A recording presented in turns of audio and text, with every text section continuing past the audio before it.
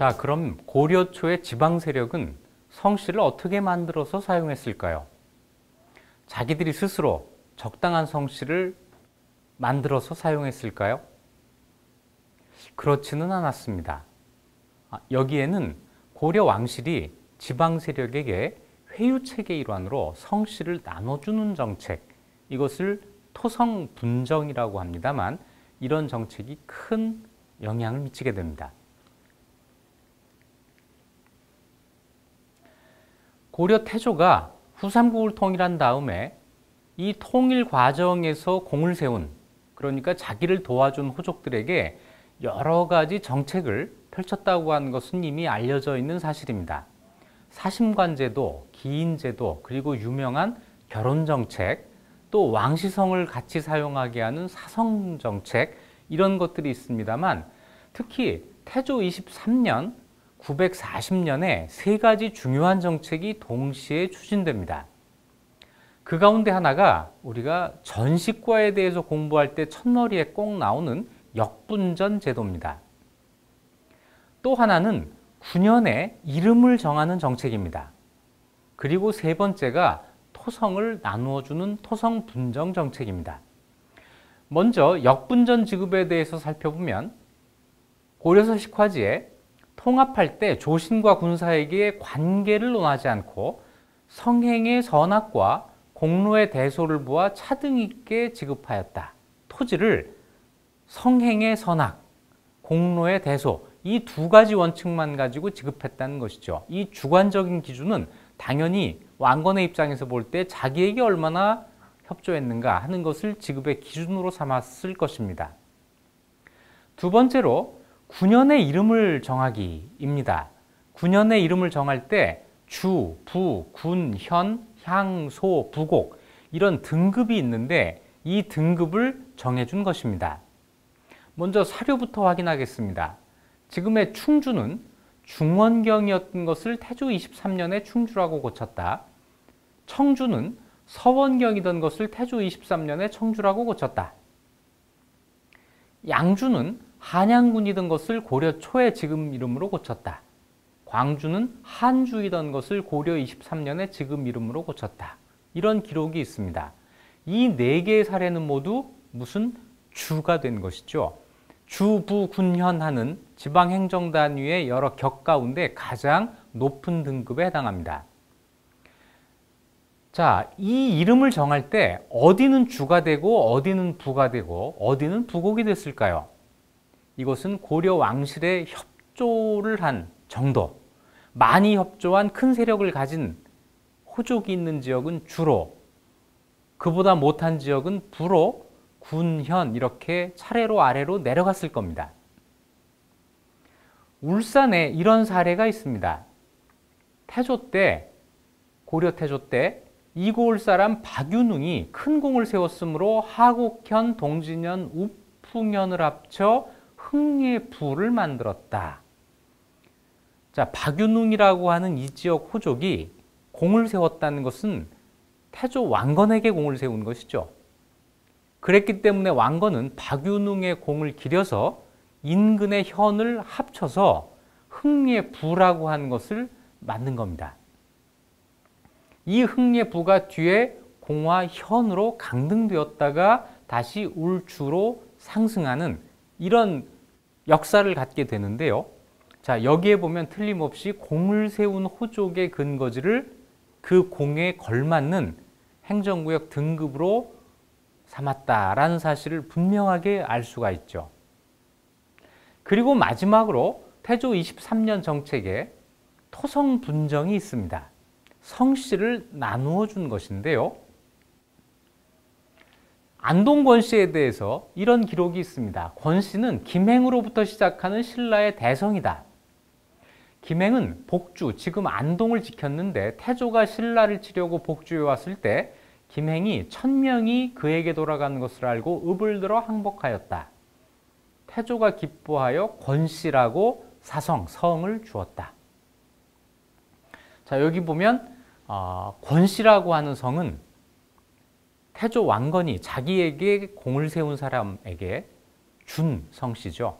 그러니까 김행은 왕건으로부터 권씨라는 성을 받아서 사용한 것입니다. 모두가 협력하지는 않았을 테니까 협력하지 않은 지역은 어떻게 했나 하는 궁금증이 생기죠. 충청도 목천안의 경우에 이런 기록이 있습니다.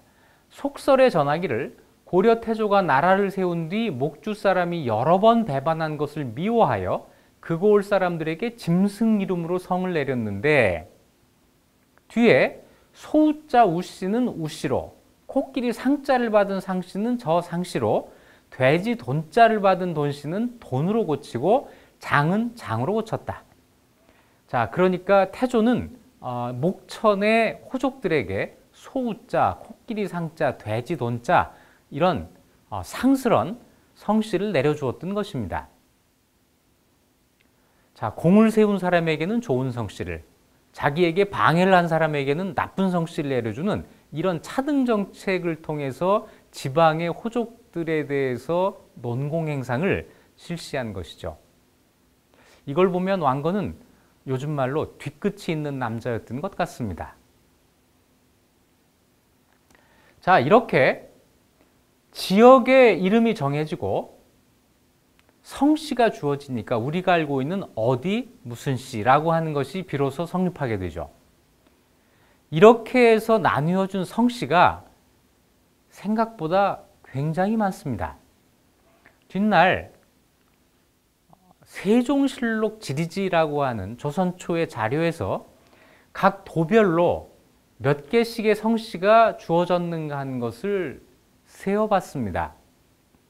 그랬더니 이 씨가 경기도 지역에 32개, 충청도 지역에 28개에서 모두 138개가 주어집니다.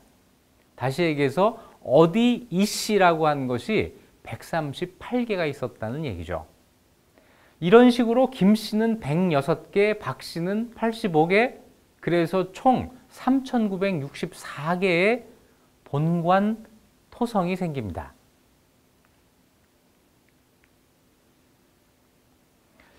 자, 한 구년에 하나씩의 성씨가 주어진 것이 아니라 한 구년에 여러 개의 성씨가 주어집니다. 다시 얘기해서 한 구년에 여러 실력자가 있으면 각각 다른 성씨를 내려준 것이죠. 예를 들어서 충주의 경우에는 서, 석, 최, 유, 강, 양, 진, 안, 박씨, 굉장히 여러 호족이 있었던 것을 알 수 있죠. 전주에 전주 20뿐 아니라 최, 유, 박, 전, 경, 한, 백씨, 이런 여러 성씨가 주어집니다. 자, 그러면 충주 서씨, 충주 석씨, 충주 최씨, 충주 유씨, 이런 식으로 본관이 생기게 되는 것이죠. 한 가지 유념해야 할 것은 그 지방 사람 모두에게 성씨를 내려준 게 아니었다고 하는 점입니다. 이것은 대단히 중요한데요. 충주에 살고 있는 사람 모두에게 성씨를 내려준 것이 아니라 그 지역의 유력자들, 우리가 호족이라고 알고 있는 사람들에게만 성씨를 내려준 것입니다. 그러면 일반 민은 어떻게 될까요? 일반 민은 성씨는 없이 본관만을 갖게 됩니다. 자, 일반 민인 나는 성씨는 없고 이름만 있고 본관은 어디? 예를 들어 충주, 이렇게 되는 것이죠. 자, 그렇다면 자연스럽게 성이 있느냐 없느냐 하는 것이 그 사람들의 사회적인 신분을 표시하는 방법이 될 것입니다. 성이 있는 층과 성이 없는 층이 구별되는 것이죠. 성이 있는 층을 가리키는 말이 백성입니다. 100가지 성, 여러 가지 성, 이런 뜻이죠. 성이 있는 이 사람들은 그 지역사회의 지배 신분이었을 겁니다. 성이 없는 사람들은 보통 사람이라는 뜻의 백정이라고 불리게 됩니다. 고려의 일반 민이죠.